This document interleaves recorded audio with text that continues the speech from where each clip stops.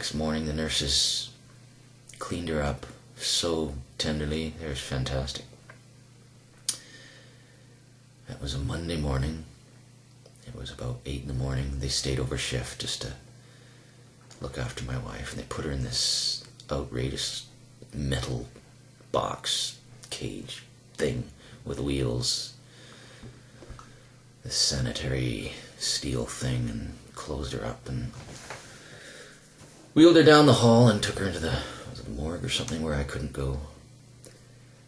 And it was a beautiful morning, but it was surreal. It's like the sun was shining, but it wasn't pleasant to me. It was like I was tired. I'd been up all night, really.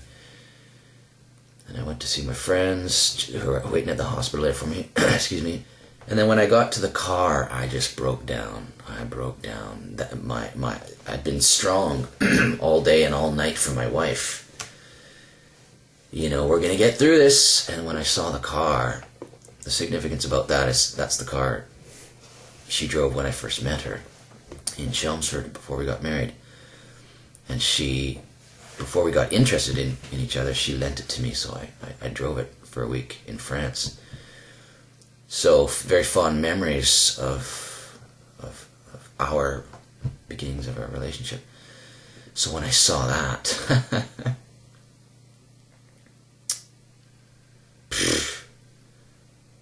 I busted a gut. It just came out. Oh, it was insane. It felt like my insides were coming out. Literally felt like my insides. I was heaving. It was like sobbing away, leaning against the car. It was just unbelievable. So that was over after a couple of minutes, and I just hated it because I could see my wife's clothes, her coat and her purse were in the back seat, her stuff that she wasn't going to come back to, her work stuff, and I hated it. I hated it. I couldn't deal with it. So my friend had to drive the car, and I stayed with some other friends, and that was brilliant. I couldn't go home. Anyways, I think I'm rambling on here. But that's sort of the secrets that went on. A couple wonderful, terrible choice of words, but helpful things were on this Sunday morning, my wife was in the lab, and she had if any of you have gone through something like this where you're dealing with a death of a loved one or a family member, and the paperwork and the stuff you have to deal with, finances, taxes, phone calls, it's absurd, you know. You just don't need to deal with that. And I had to deal with all that stuff.